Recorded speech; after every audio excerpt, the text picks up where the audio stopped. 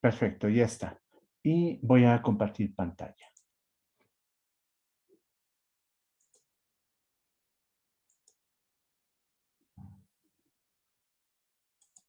Ahí está, todo el mundo está viendo las láminas, ¿verdad? Sí, ya sé.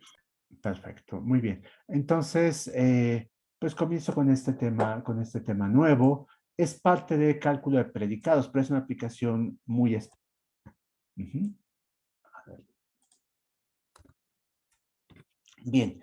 Bueno, programación lógica es un paradigma de programación que fue muy popular en los 80s, 70s, 80s y 90s. Eso es una como estación de radio de música vieja, lo sé. Y algunos de ustedes probablemente tengan la sensación de que la programación lógica es el equivalente a escuchar los grandes éxitos de Chicago o algunos de esos grupos que suelen tocar en estas estaciones, ¿no? Eh, Me gustaría decir que no es así, que efectivamente la programación lógica no es el paradigma de programación más popular, pero se sigue utilizando en muchas aplicaciones. Muchos problemas clásicos de inteligencia artificial se suelen explicar en términos de programación lógica, incluso si la gente que los resuelve los implementa pues en muchos otros lenguajes, no solamente en programación lógica, pero los expresa aún en programación lógica. Entonces, por esa razón creo que es conveniente que los alumnos sigan conociendo programación lógica, sigan pudiendo leer código en este tipo de programación. Y en todo caso, a la hora de implementación, pues pueden decidir con programación lógica o lo hacen con algún otro sistema. Programación lógica permite, esa es una ventaja que tiene, permite una implementación muy rápida de prototipos. Una vez que ustedes identifican las reglas para resolver un problema, pasar a la implementación es trivial. Y solo cuando llega el momento de buscar eficiencia, probablemente pues se puede buscar otro lenguaje al cual trasladar lo que ya hicieron, pero no necesariamente es así. Ajá, entonces, por eso es importante verlo. Y porque, por otro lado, nos va a revelar algunas cuestiones básicas sobre la forma en que realmente funcionan las computadoras o podrían funcionar si fuéramos capaces de expresarle los problemas en los términos en que son comprensibles para un sistema de programación lógica. Esto digo, si fuéramos, es no nada más porque es un ideal muy bonito que nunca hay que cumplirlo, sino porque es ¿cómo decirlo? Es un objetivo que uno debería plantearse siempre. Cuando quiere resolver un problema, poderlo especificar en un lenguaje formal y de esa manera es mucho más fácil verificar si esta especificación se está cumpliendo o no. En el caso de programación lógica, la especificación no se tiene que verificar por separado. Ajá, eso van a ver cómo funciona y creo que les va a parecer muy elegante. Bien, ahora, programación lógica, pues es un tipo de programación declarativa, es decir, ustedes declaran qué hay que hacer y no dicen qué pasos hay que seguir. Eso estamos pensando que el intérprete de un programa lógico es el que se encarga de hacerlo, intérprete o compilador, y hay compiladores. La fundamentación matemática de por qué funciona la programación lógica es una cuestión bastante vieja, se le debe en parte a Brand y a sus sucesores que trabajaron en estos temas de programación lógica.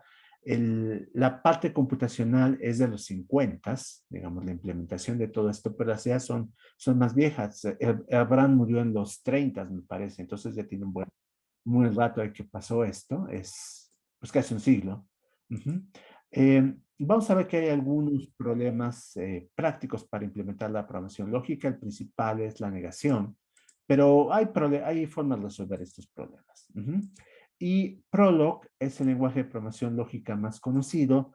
Es muy parecido a lo que voy a presentar, salvo que Prolog hace algunos compromisos prácticos para hacer que las implementaciones sean más eficientes a costa de sacrificar la generalidad de lo que se puede hacer.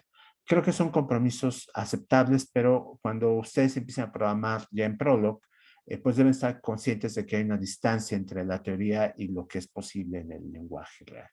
Ujú. Bien. Eh, bueno, la programación lógica se basa en dos conceptos básicos. El primero es unificación y el segundo es resolución. La unificación tiene que ver con las sustituciones que vimos en el tema anterior, mientras que la resolución es un sistema de inferencia lógico distinto a los que ustedes conocen seguramente, deducción natural o Lukasiewicz, y es mucho más simple. Por lo mismo, no siempre es tan comprensible para un ser humano cómo funciona, pero es muy fácil de automatizar.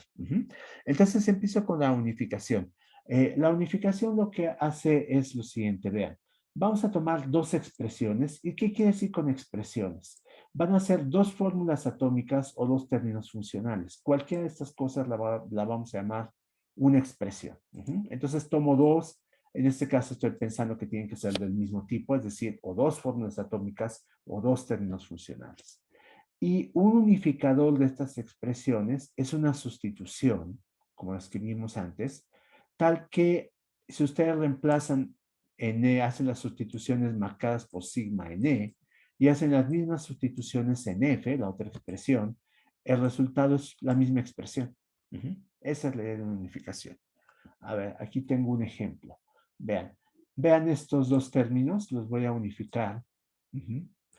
Por medio de un unificador, de una sustitución que me permita que sean iguales. Claramente no son iguales, vean, se parecen mucho, por supuesto, pero aquí en donde tengo una X en la primera expresión, acá tengo una C, y acá donde tengo el mismo símbolo funcional, pero los argumentos son C y Z, y acá tengo Y X.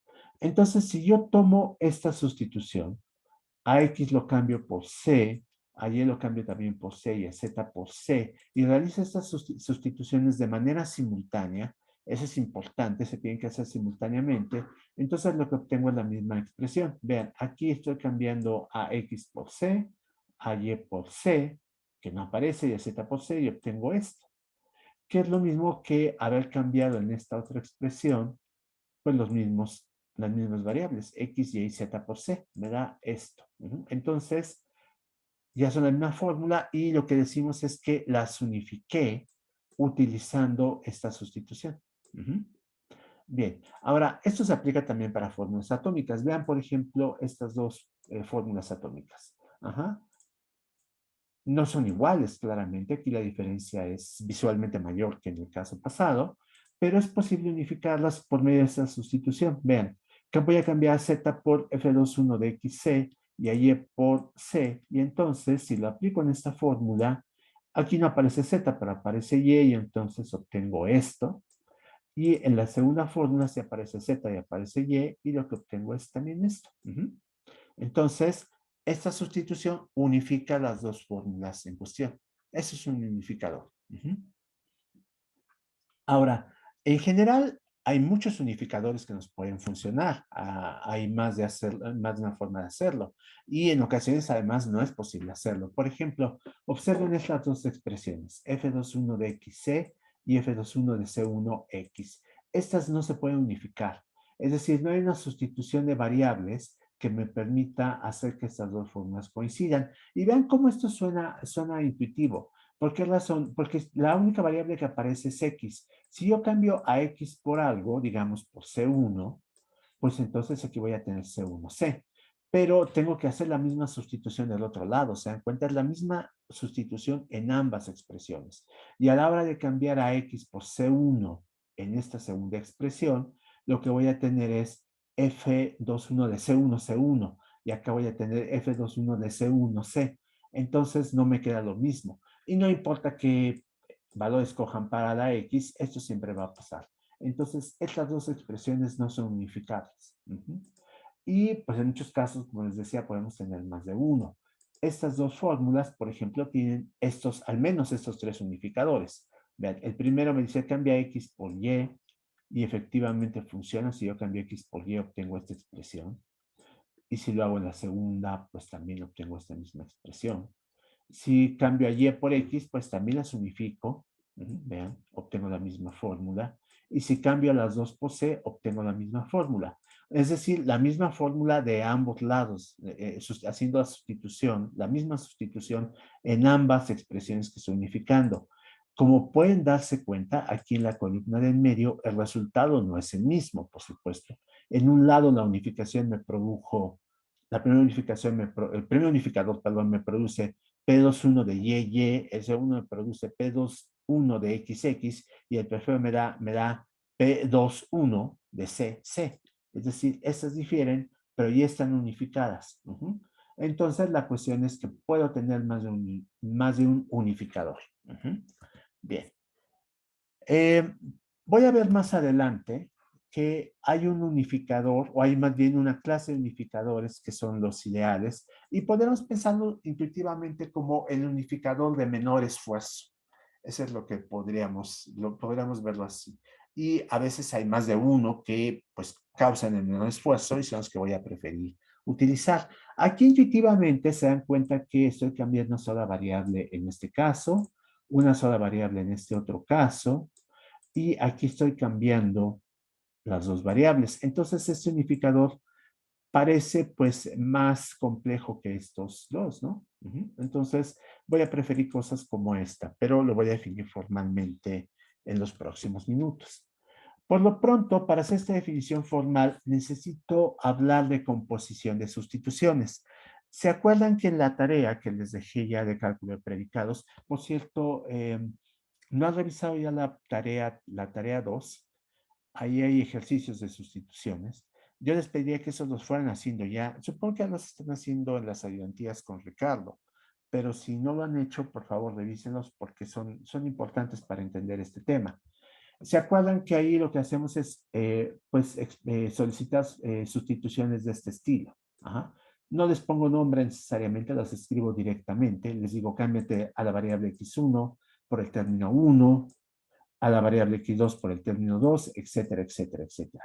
Y después les pido una segunda lista de sustituciones. Ajá, cámbiate a la variable y1 por el término s1, a la y2 por el término s2, etcétera, hasta llegar a la variable ym, que cambia por el término sm. Ahora, en los ejercicios que presenté en la parte 3, lo que hago es escribir una sustitución seguida de la otra y el punto es que deberíamos tener un método que nos permitiera pues ahorrarnos el hacerlo de manera secuencial como se han hecho en la tarea y lo podríamos hacer de manera directa si encontramos una forma de calcular la composición de dos sustituciones. Ustedes pueden pensar en una sustitución como una función que toma un término o una fórmula atómica y me da por resultado un término o una fórmula atómica donde se cambiaron los valores de las variables, de acuerdo con las reglas que vimos. Entonces, son funciones y como tales las puedo componer. Vean, aquí estoy escribiendo la composición utilizando el símbolo clásico en álgebra, la función eta o la sustitución eta compuesta con la sustitución sigma. Acuérdense que en álgebra la primera función que se aplica es la que aparece a la derecha. Y la segunda aparece a la izquierda, porque eso se traduce fácilmente en una expresión con paréntesis, eta aplicado a sigma de la expresión. Sin embargo, en programación lógica suelen escribirse en el orden opuesto, como la tengo aquí, y sin el círculo. ¿Por qué razón? Pues porque primero aplicamos sigma y después aplicamos zeta. Entonces, es tradicional escribirlo así. Programación lógica va a tener muchas de estas cosas que uno las ve, lo desconciertan porque uno piensa, bueno, ¿eso qué es? En realidad es una notación que creó la gente del área pues para hacerse la vida más fácil, eso pensaban ellos, pero también como dice Chestop Up, me parece que es el que lo dice, uno de los nombres importantes de programación lógica, es para hacerle la vida más complicada a la gente a veces, ¿no? Para mantener a raya a los iniciados. Lo dice de broma, por supuesto, pero es una broma que no carece de un grano de verdad, ¿no? Entonces vamos a utilizar nosotros una notación que no tenga esa desventaja de su falta de claridad. Bien, ahora permítanme entonces un momento. Ahora sí, ya está. Vean, no necesito ver todavía algo en esta lámina. Vean, lo que vamos a hacer es definir formalmente la sustitución. Y la sustitución, la definición formal es esta. Voy a explicar con cuidado en qué consiste. Vean cómo la primera me dice, me vas a estas variables por estos términos. Perdón, ¿alguien quiere decir algo?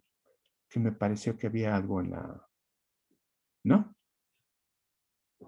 Ah, bien, bueno. Entonces regreso a la presentación. Un momento.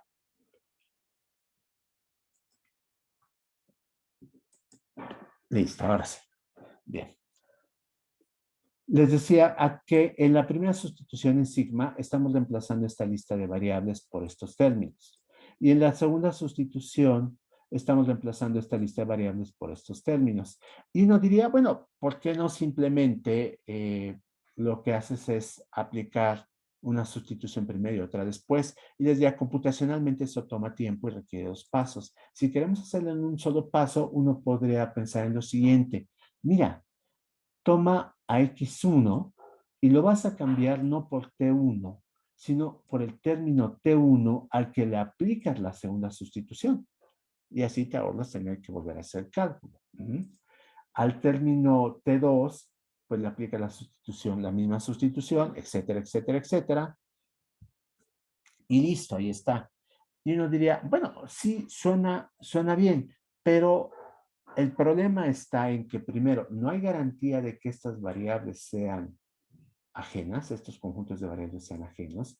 Entonces puede ser que aquí esté haciendo sustituciones que estoy haciendo acá por un lado. Y por otro lado, también tenemos la posibilidad de que haya algunos cruces, ¿no? Algunas cosas que, por ejemplo, si les digo, cámbiame X por Y, y después les digo, sí, en sigma digo, cámbiame X por y en eta les digo, cámbiame a Y por X, no estoy haciendo nada, ¿se dan cuenta? Porque al cambiar X por Y y después a Y por X, lo que tengo es que estoy pidiendo que les cambien a X por X. Entonces, esos casos los tengo que tomar en cuenta. Y lo estoy haciendo de la siguiente manera. Entonces les digo, sí, mira, aplica esto, pero elimina de la sustitución los casos en los que resulta que me estás pidiendo que cambie a XY por XY misma. Es decir, a la hora de que yo tomo el término yésimo que va a reemplazar a XY y le aplico sigma, si yo obtengo XY otra vez, pues es una sustitución ociosa, ¿no? Es decir, me regreso a la lámina. Si yo les pido que cambien primero X por Y y a Y por X, pues van a tener X por X y eso no tiene sentido. Entonces, esos casos los vamos a eliminar de la sustitución porque son ociosos. Los casos, además, vamos a hacer lo siguiente, vean, en los casos en los que tenemos posibilidades de cruce, de que una sustitución nos dé resultados indeseados, vamos a, más bien, no. En los que las variables en esta lista, Y1 y YM, no aparezcan en las sustituciones originales, en estas otras, entonces lo que hago es mantener esas sustituciones como están. Permítame, ¿alguien quiere entrar? Ya está. Puse mi explicación. Reconozco que no es la explicación más clara. Entonces, ¿qué les parece si lo vemos con un ejemplo? Pero el ejemplo lo voy a hacer manteniendo estas láminas al lado. Ven, aquí tengo un caso. Ajá. Entonces, duplico las láminas. Un momento, por favor. Ya están duplicadas.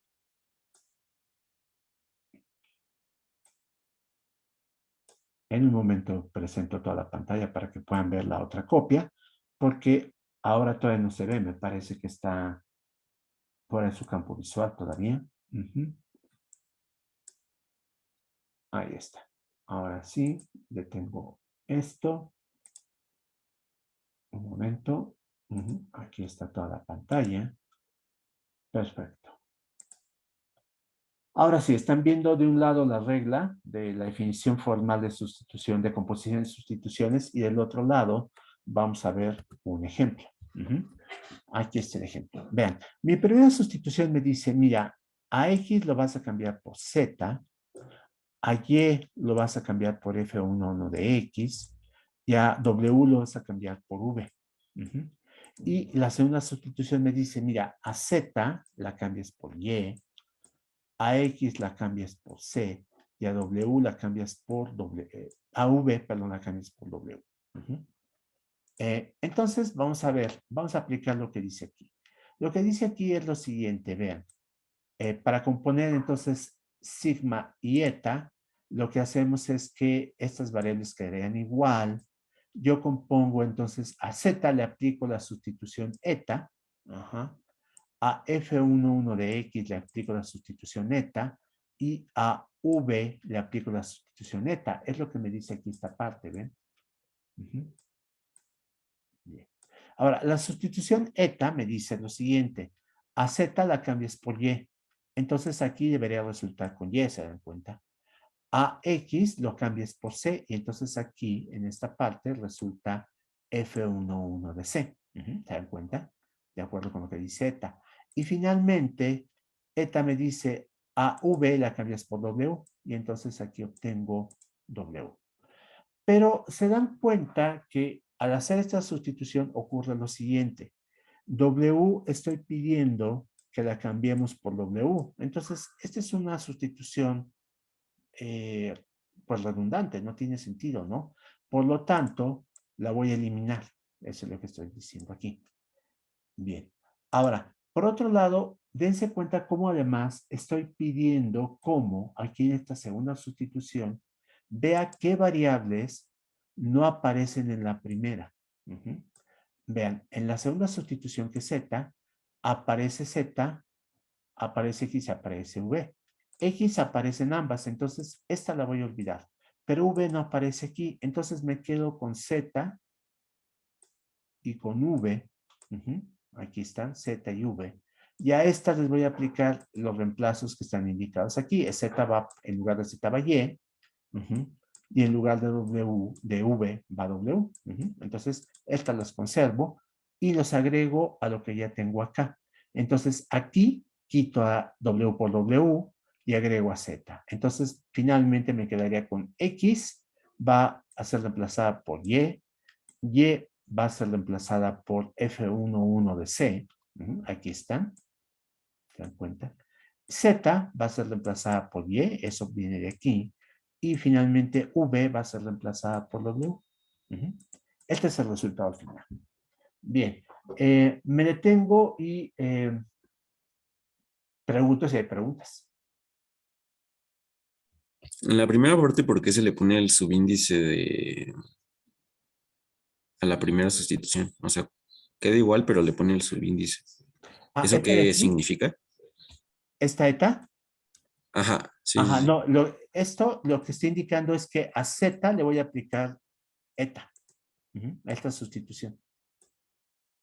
Entonces te das cuenta que al aplicarle a Z la sustitución eta, pues no, esta parte pues la hago a un lado porque lo único que tengo es la Z sola, pero esta eta me dice Z se cambia por Y, entonces no queda igual, te das cuenta. Ya aplicándola, se convierte en esto. Aquí pasa lo mismo, F11 de X es lo que va a reemplazar a Y, pero de acuerdo con la regla que tengo acá, hay que aplicarle antes la sustitución eta. En la sustitución eta tenemos que a X es reemplazado por una C.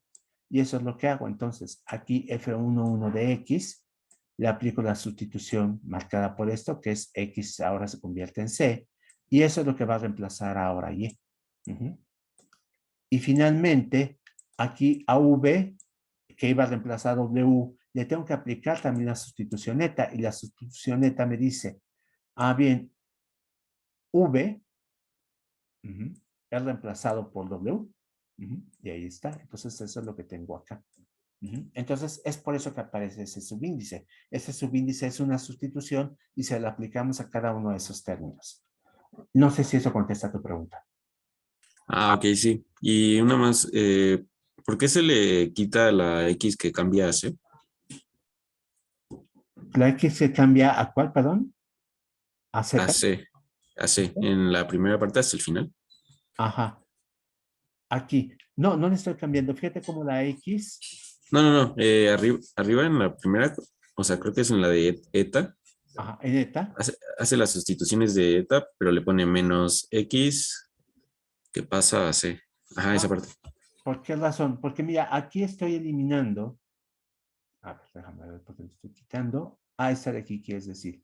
¿Por qué X que va a ser cambiada por C? Esa no la tengo. Sí, la tengo por esto. A ver, déjame ver. Es esto de aquí. ¿Te das cuenta? Estoy diciendo todas las variables que aparecieron ya en la primera sustitución, en el dominio de sigma, si esto no lo aclaré lo suficientemente bien. Todas las variables que aparecieron ya en la primera sustitución hay que eliminarlas de eta. Por eso le estoy quitando. Sí, eso me faltó. Ah, ok, de acuerdo, sí. Sí, es por esta regla. ¿Por qué razón? Porque piensa que si yo mantengo esta que aparece aquí, entonces estaría ordenando dos sustituciones, ¿te das cuenta? estaré diciendo a X la cambias primero por Y y después a X la cambias por C y la respuesta es no, no, no. Tienes que eliminarlo porque esta parte, esta sustitución ya fue, a X ya fue reemplazada aquí. Por esa razón. Te das cuenta que el efecto que habría tenido esta, de todas maneras, ya lo alcancé aquí haciendo esta sustitución. No, perdón, acá.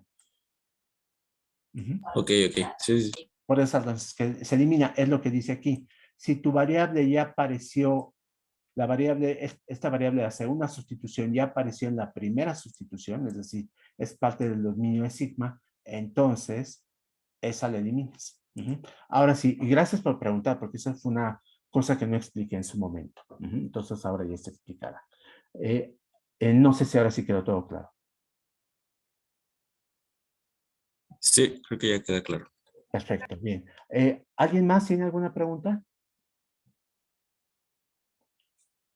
Bien, bien, la sustitución es un proceso complicado. Yo les voy a pedir que hagan algunas a mano como parte de la tarea que corresponde a esta parte del curso. Pero en realidad este proceso, se dan cuenta que es inductivo, primero.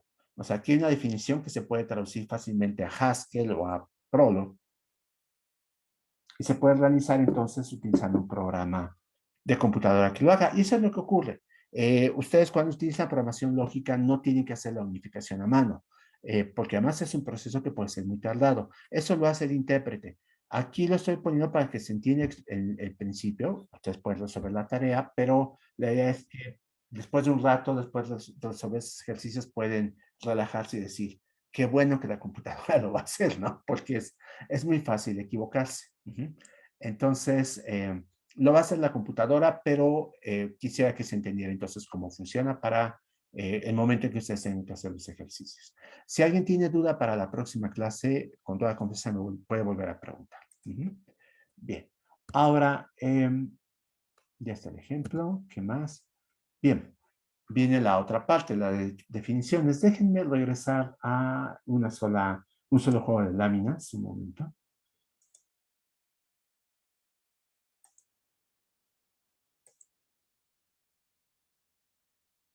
Ahora sí.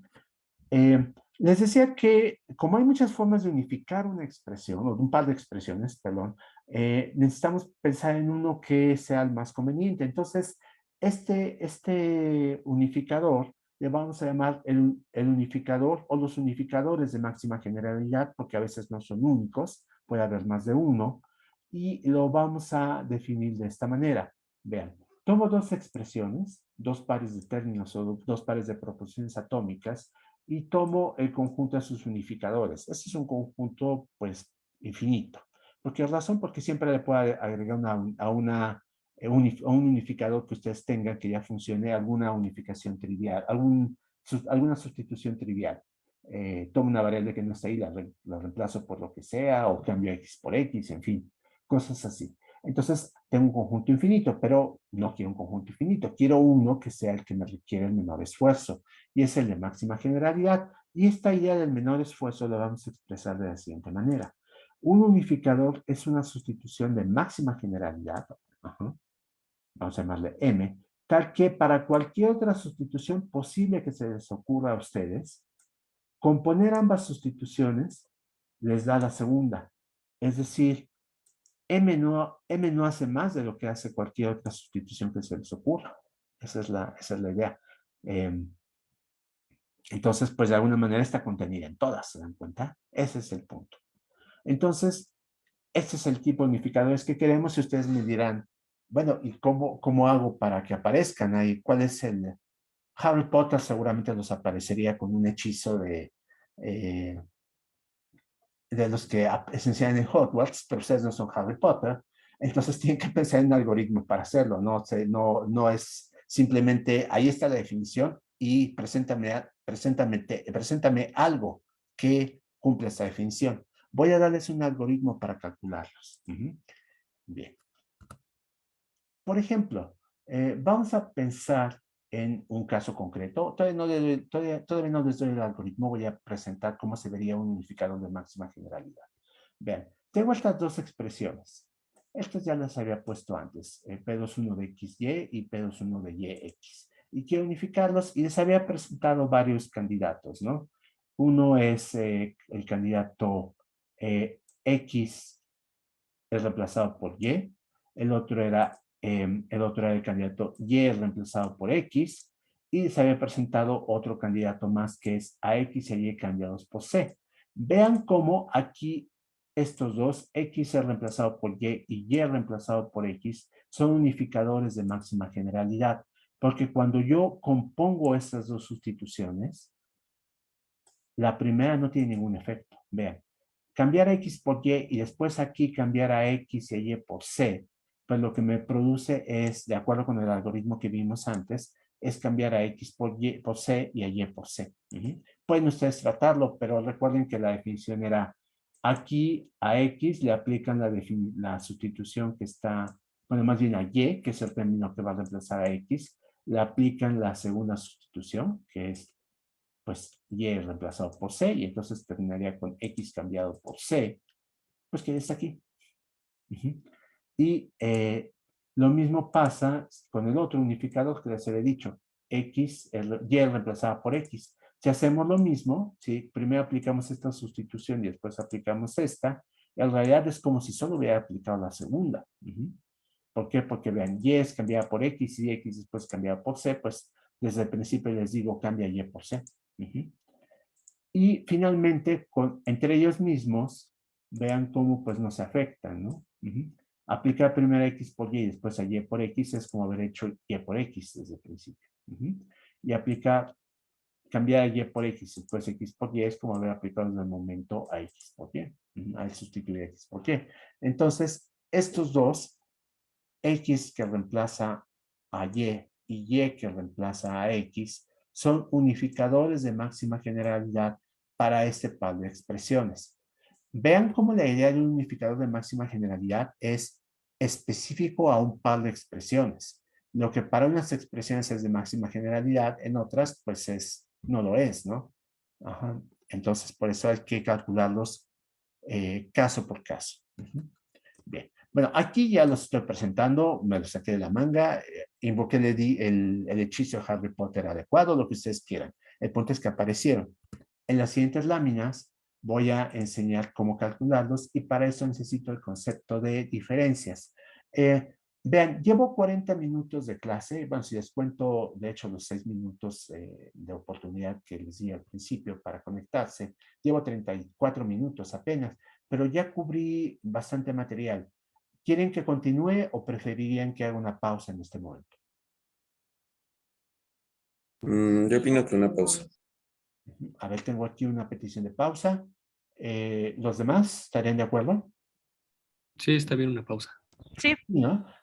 Sí, está bien, perfecto. Es que es bastante material. Sobre todo me gustaría que, ahora que ya lo saben, regresaran a los ejercicios que les puse en la clase y que, pues mañana o el jueves, con Ricardo y el resto del equipo de ayudantes, se dedican a resolver algunos para ver cómo se hace la composición de sustituciones. Bien, bueno, entonces me detengo por el momento. No sé si hay alguna pregunta, comentarios, ¿no? Todo bien. Está bien, perfecto. Entonces, pues vamos a terminar la clase por el día de hoy. Muchas gracias. Nos veríamos el próximo miércoles. De acuerdo, muchas gracias. Hasta luego. Hasta luego.